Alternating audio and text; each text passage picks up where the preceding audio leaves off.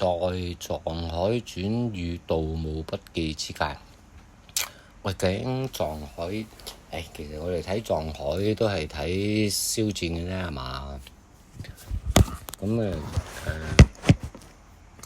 總之係改編一本小説啦嚇。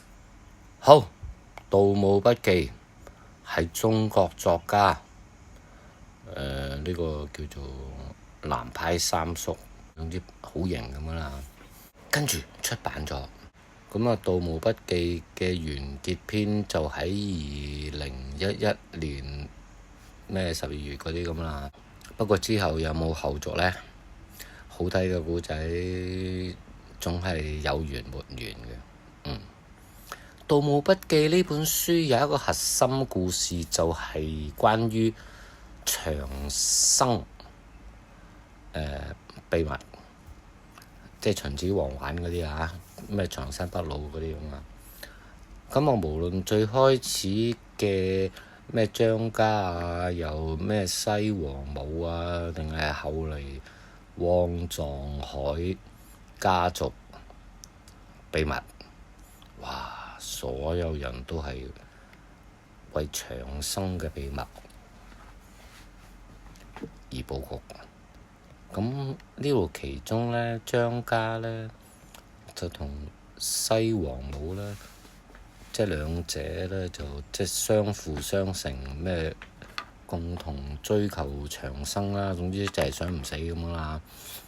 到後嚟呢個汪藏海家族同神秘嘅唔知乜嘢啦，為咗長生呢，就即係梗係費盡心機啊嗰啲啊，特別係汪藏海呢，就為咗長生就無所不用其極，布下呢個千年殺局，就只係為咗有一日復活。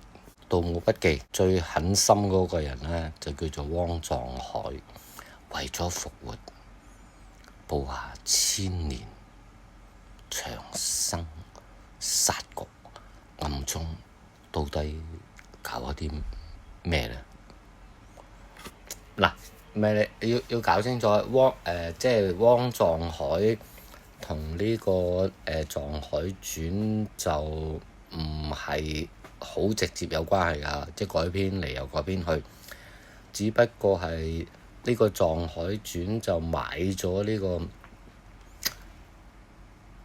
即係《盜墓筆記》裏邊呢個汪藏海嘅角色。嗱，汪藏海呢，同肖戰係冇關係㗎，汪藏海係一個太監嚟㗎。咁啊，肖戰唔係啦，唔係即係肖戰嘅《藏海傳》，藏海同孫藏海係冇關係嘅。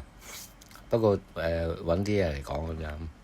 《盜墓筆記》係中國作家南派三叔於2006年6月26號首發於鬼吹燈百度貼吧的網絡小說，跟住出版咗單行本全9卷。《盜墓筆記》的完結篇於2011年12月19日上市。不過之後有冇後續？好睇嘅故事總係有緣沒緣。《盜墓筆記》呢本書有一個核心故事，就係關於長生秘密。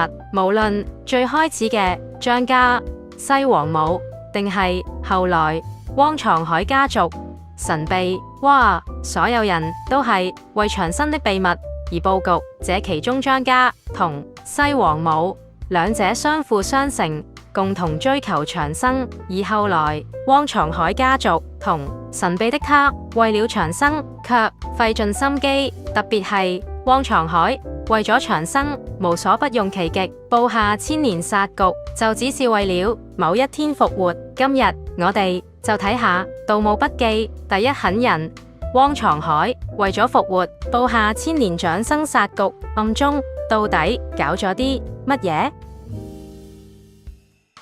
從人物淵源來講，藏海傳主角藏海人物原型係《盜墓筆記》小說面嗰個神秘至極機關大師汪藏海，算係《盜墓筆記》前傳，而《藏海傳》係聚焦喺汪藏海早期經歷。故事始於大翁國欽天監監正拐奪之子自奴嘅滅門慘案。